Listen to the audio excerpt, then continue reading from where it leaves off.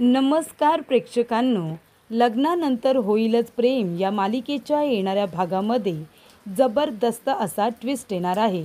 तर प्रेक्षकांनो, इथे आता काव्याने महत्त्वाचा निर्णय घेतलेला असतो. तिने इथे पार्थला सरप्राईज देण्याचं ठरवलेलं असतं. पण ते सरप्राईज देत असताना इथे आता काव्याने खूपच जास्त महत्त्वाची गोष्ट केलेली असते आणि ती म्हणजे इथे पार्थबरोबर आपल्या नवीन आयुष्याला सुरुवात करण्याच्या आधी, सुखी संसाराला सुरुवात करण्याच्या आधी तिने भूतकाळाबद्दल पार्थला संपूर्ण सत्य सांगितलेलं असतं. पण त्याचबरोबर तिने आता पार्थवरील प्रेमाची कबुलीसुद्धा त्याला दिलेली असते.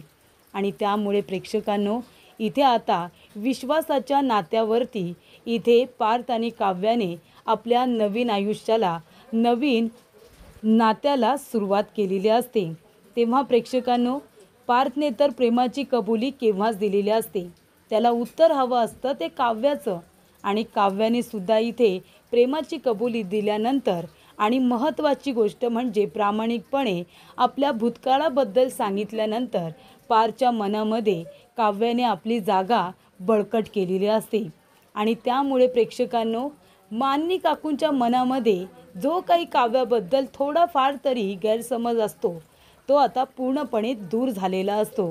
त्यानंतर प्रेक्षकांनो, इथे आता काव्याचा प्रामाणिकपणा पाहता इथे पार्थचं काव्यावरील प्रेम हे अजूनच वाढत गेलेलं असतं. त्यामुळे प्रेक्षकांनो, येणाऱ्या भागामध्ये कशा पद्धतीने या गोष्टी पुढे घडत जातात, उलगडत जातात, आपण सविस्तरपणे बघूया.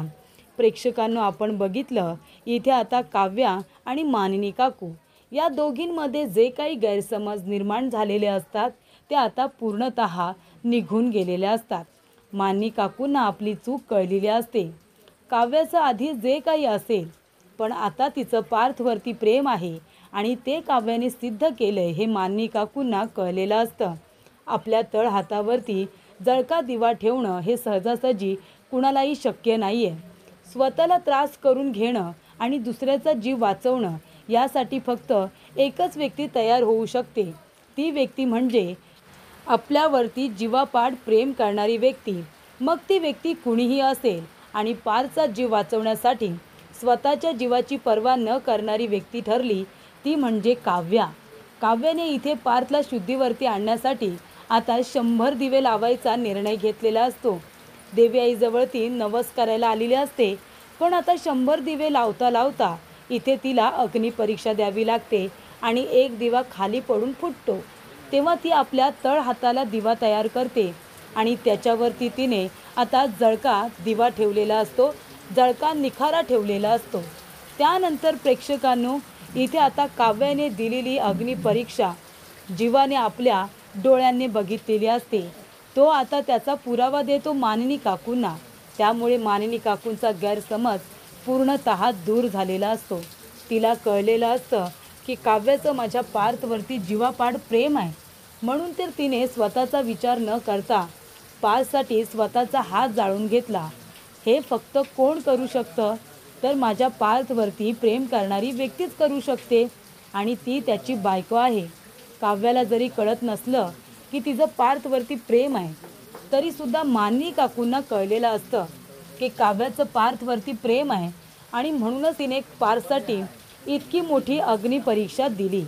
त्यानंतर प्रेक्षकांनो, इथे आता मानिनी काकूंनी निर्णय घेतला की काव्य आणि पार्थ दोघेजण आता एका रूममध्ये राहतील. मानिनी काकू स्वतः काव्याला पार्थच्या रूममध्ये शिफ्ट करतात. तिथे शिफ्ट झाल्यानंतर रम्याला मात्र रागच आलेला असतो. रम्या म्हणते की ही काव्या तर अभ्यासाचं कारण करून गेस्ट रूममध्ये शिफ्ट झाली होती, मग आता ती पुन्हा माझ्या पार्थच्या रूममध्ये का आली? ती आता आपल्या रूममध्ये जाऊन अकांत तांडव करते, संपूर्ण रूम अस्ताव्यस्त करते. तेव्हा तिची आई जयू आत्या म्हणत असते की बघितलंस ना, मी तुला म्हणाले होते ना रम्या, इथे उंदीर मामा म्हणजे बाप्पाचं वाहन आणि उंदीर मामा तुझ्या कपाटात शिरला आणि त्याने तुझे आणि पारचे सगळे फोटोज, सगळ्या मेमरीज इथे कुडतडून टाकल्या. त्याचा अर्थ काय होतो रम्या? म्हणजे बाप्पाने तुला संकेत दिलेला आहे की आता तुझं आणि पारचं काही होऊ शकत नाही. निदान काव्या लग्न झाल्यानंतर पार्थला आपला नवराच मानत नव्हती. तेव्हा काहीतरी होऊ शकलं असतं. पण आता इथे काव्याने पार्थला मनापासून नवरा मानले. म्हणून तर इथे त्याच वेळेला बरोबर उंदीर मामाने तुझे आणि पारचे फोटो कुडतडले.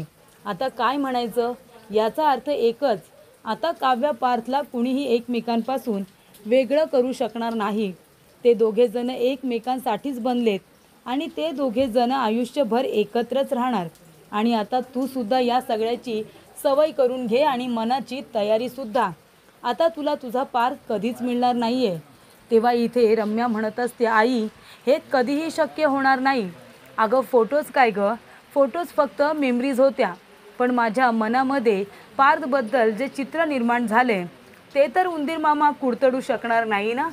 ते माझ्या मनातून कुणीही पुसू शकणार नाही.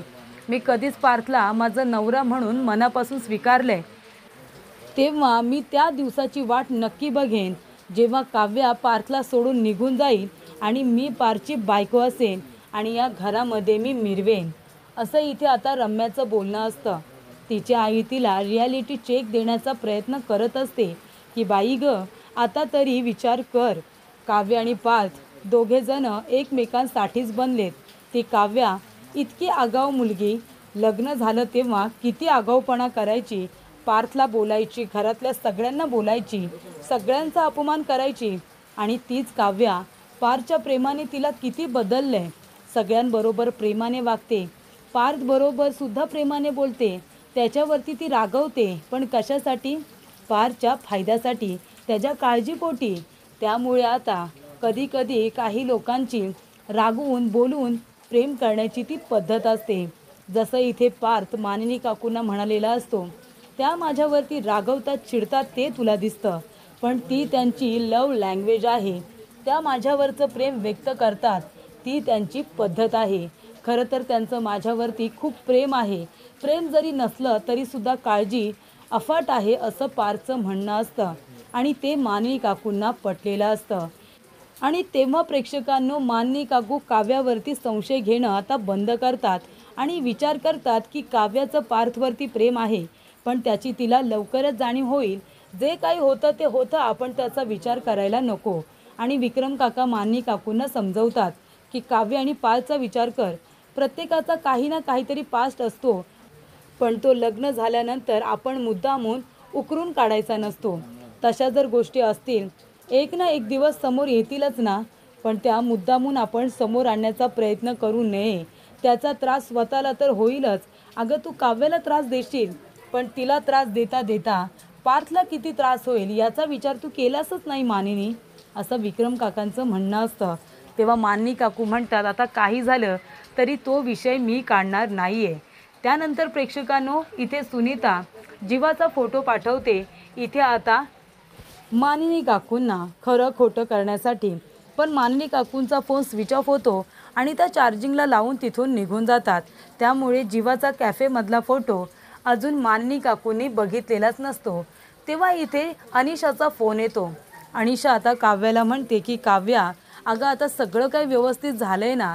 मानिनी काकू स्वतः तुला पार्थ जिजूंच्या रूमपर्यंत सोडायला आल्या, तुझ्यासाठी शिरा बनवला, त्याचबरोबर तुझं नातंसुद्धा त्यांनी स्वीकारलंय. त्यामुळे मला असं वाटतं की तू तुझ्या आयुष्यामध्ये पूर्णतः जर मूव्ह ऑन झाली आहेस तर पार्थवरती तुझं प्रेम आहे हे कबूल करायला काय बरं प्रॉब्लेम आहे. मी काय म्हणते, लग्नानंतरचा तुझा हनीमूनसुद्धा बाकी आहे. तू पार्थला कुठेतरी घेऊन जा ना. हे बघ, आधीच त्यांची तब्येत किती बिघडली आहे तुला माहिती आहे. ते बोर होत आहेत घरामध्ये हे तुला दिसतंय. मग आता त्यांना इतकं लागलेलं असताना कुठेतरी थंडगार हवेच्या ठिकाणी त्यांना घेऊन जा, त्यांना सरप्राईज दे. तुलासुद्धा थोडा चेंज मिळेल. आणि अभ्यास काय गं, तू नंतरसुद्धा करशील. आपल्याला एक्झामला अजून उशीर आहे ना. 8-10 दिवसांसाठी गेलीस तर कुठे काय बिघडलं, तेवढंच त्यांनासुद्धा बरं वाटेल. पार जिजू तुझ्या आनंदाचा इतका विचार करतात तर तू त्यांच्या आनंदाचा विचार करणार नाहीस का? हे बा, आता सगळं ठीक आहे तर जा ना दोघेजण कुठेतरी फिरायला आणि तू आपल्या प्रेमाची कबुलीसुद्धा दे. तेव्हा इथे काव्या म्हणते की अनिशा, सगळं काही ठीक असलं तरी एका गोष्टीची भीती आहेच गं. तेव्हा अनिशा म्हणते, कुठल्या? तेव्हा काव्या म्हणते की माझ्या पास्टबद्दल मला पार्थला सांगावंच लागेल. मला जर त्यांच्याबरोबर माझ्या आयुष्याची नवीन सुरुवात करायची असेल तर मला ती खोट्या इथे गोष्टींवरती करायची नाही आहे. मला माझं नातं विश्वासाच्या बळावरती पुढे न्यायचं आहे, पण त्यासाठी मला माझ्या पास्टबद्दल काही करून पार्थला सांगावंच लागेल. त्याशिवाय मी पुढे नाही जाऊ शकत. त्याशिवाय खऱ्या अर्थाने सगळं ठीक नाही होणार. तेव्हा इथे अनिशा म्हणते, मग ही ती चांगली संधी आहे असं समज. हीच ती योग्य संधी आहे जेव्हा तू तुझ्या मनातलं पार जिजूंना सांगू शकतेस. हे बघ काव्या, एक काम कर, तू आता पार जिजूंना कुठेतरी बाहेर फिरायला घेऊन जा आणि तेव्हाच तुझ्या मनातली गोष्ट त्यांना सांगून टाक. आपल्या पास्टबद्दल तर तू सांगच, पण आता तसं काही नाही आहे. आता तुझ्या मनामध्ये फक्त पार जिजू आहेत हे सुद्धा तू त्यांना सांग. तेव्हा प्रेक्षकांनो, काव्याला अनिशाचं बोलणं पटलेलं असतं. काव्या म्हणते की ठीक आहे, मी पार्थला चेंजसाठी कुठेतरी बाहेर घेऊन जाते, त्यांना सरप्राईज देते आणि माझ्या पास्टबद्दल सांगत त्यांना आपल्या प्रेमाची कबुलीसुद्धा देते. तेव्हा अनिशाचं म्हणणं काव्याला पटलेलं असतं आणि इथे काव्या पार्थला सरप्राईज देते. काव्या आता पॅकिंग वगैरे करत असते. तेव्हा पार्थ विचारतो की काव्या, तुम्ही कुठे जात आहे? तुम्ही पुन्हा गेस्ट रूममध्ये शिफ्ट होत आहे का? तेव्हा काव्या म्हणते, नाही पार्थ, मी जात नाही आहे. तेव्हा पार्थ म्हणतो, मग कोण जात आहे? काव्या म्हणते, आपण चाललो आहे दोघेजणं. तेव्हा पार्थ म्हणतो, खरंच आपण दोघेजणं कुठे चाललो आहे? तेव्हा काव्या म्हणते, तुम्हाला कुठे जायला आवडेल, आपण तिथे जाऊया. तेव्हा इथे पार्थ म्हणतो की तुमच्याबरोबर मी कुठेही यायला तयार आहे. तुम्ही जिथे मला घेऊन जाल मी तिथे यायला तयार आहे. तेव्हा प्रेक्षकांनो, इथे आता काव्या म्हणते, ठीक आहे, आपण कर्जतच्या फार्म हाऊसवरती चाललो आहे. तेव्हा पार्थ म्हणतो, खरंच? तेव्हा काव्या म्हणते, पण ह्या वेळेला आपण 4घे जण नाही, तर आपण 2घे जणच चाललो आहे. तेव्हा इथे पार्थला खूप आनंद होतो. तेव्हा काव्या इथे मारणी काकूंना सांगते की मी आणि पार्थ आम्ही 2घे जण 4-5 दिवसांसाठी कर्जतच्या फार्म हाऊसवरती चाललो आहे. आम्हाला यायला उशीर होईल. मी तुम्हाला फोन करून सांगेन जेव्हा आम्ही परत येऊ तेव्हा. तेव्हा मारणी काकू म्हणतात, ठीक आहे, तुम्ही 2घे जण एकमेकांबरोबर छान वेळ घालवा, काही घाई नाही आहे. आता फार्म हाऊसवरती सगळी तयारी करून ठेवण्यात आलेली असते. काव्या पार्थ 2घे जण त्या ठिकाणी जातात. पार्थला तर खूप जास्त आनंद झालेला असतो आणि काव्याने इथे आता त्याला सरप्राईज देण्याची संपूर्ण तयारी केलेली असते. फार्म हाऊस सजवलेलं असतं. इथे आता हार्ट शेपमध्ये बलून्स सगळीकडे लावलेले असतात.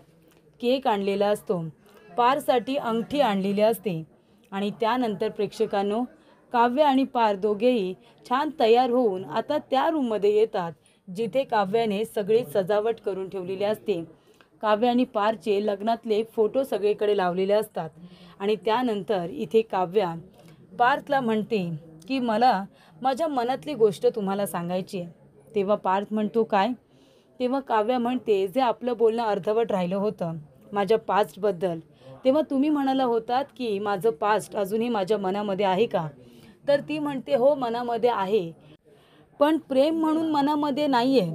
आता खरं तर त्याला काही महत्त्वच नाही आहे, पण मी तुमच्यापासून ती गोष्ट लपवून ठेवली आहे किंवा तुम्हाला ती सांगितलीच नाही आहे, त्याचं गिल्ट माझ्या मनात आहे.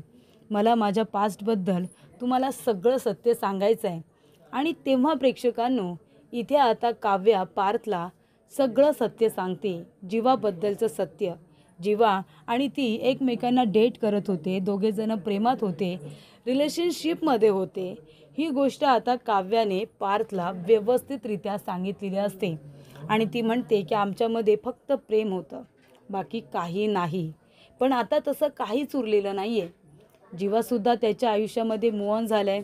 नंदिनी ताईसारखी मुलगी त्याच्या आयुष्यात आहे, ते तर होणारच होतं. आणि मी सुद्धा माझ्या आयुष्यात मूव ऑन झाली. माझं एकेकाळी कुणावरती तरी प्रेम होतं, हे सुद्धा तुम्ही मला विसरायला लावलं. आता तसं काही नाही आहे पार्थ. आता माझं फक्त आणि फक्त तुमच्यावरती प्रेम आहे. माझ्या मनात, माझ्या डोळ्यात फक्त तुम्हाला तुमच्याबद्दल प्रेम दिसेल, बाकी काही नाही. आणि हेच सत्य आहे. हे सत्य जर तुम्हाला मान्य असेल तरच आपण आपल्या नात्याला, सुखी संसाराला, नवीन आयुष्याला आता सुरुवात करूया. नाहीतर तुमच्या मनामध्ये 1% जरी काहीही संशय असेल तरीसुद्धा तुम्ही मागे हटा. माझ्या प्रश्नाला किंवा माझ्या उत्तराला होकार देऊ नका, असं इथे काव्याने पार्थला सांगितलेलं असतं. ती म्हणते, आधी जे होतं ते आता काहीच नाही आहे. त्या गोष्टी माझ्यासाठी महत्त्वाच्या सुद्धा नाही आहेत. हे जर तुम्हाला मंजूर असेल तुमच्यावरील माझं प्रेम खरं असेल असं तुम्हाला वाटत असेल तरच तुम्ही मला होकार द्या. तेव्हा इथे आता पार्थला काव्याच्या डोळ्यामध्ये फक्त आणि फक्त प्रामाणिकपणा दिसत असतो. त्यामुळे त्याच्या मनामध्ये काव्याची जागा अजूनच बळकट झालेली असते आणि तिच्याबद्दल त्याला अजूनच खूपच जास्त छान वाटत असतं की ज्या मुलीवरती प्रेम केलं ती खूपच जास्त प्रामाणिक निघाली आणि संपूर्ण सत्य मला सांगितलं. त्यामुळे इथे आता पार्थने आपलं प्रेम स्वीकारत इथे काव्याला मान्य केलेलं असतं तिच्या पास सकट. आणि हे सत्य कुणालाही कळणार नाही माझ्याशिवाय असं सुद्धा पार्थने काव्याला सांगितलेलं असतं. आणि त्याने तर तिला प्रपोज कधीच केलं होतं. पण इथे काव्याचं उत्तर ऐकल्यानंतर इथे पार्थने तिला ती जशी आहे तशी स्वीकारलेलं असतं अगदी मनापासून. तिचा प्रामाणिकपणा तर इथे पार्थला खूपच जास्त आवडलेला असतो. आणि त्यामुळे दोघेजण आता दोघांच्याही संगनमताने इथे आता एकत्र आलेले असतात आणि आपल्या नवीन आयुष्याला संसाराला सुरुवात करतात.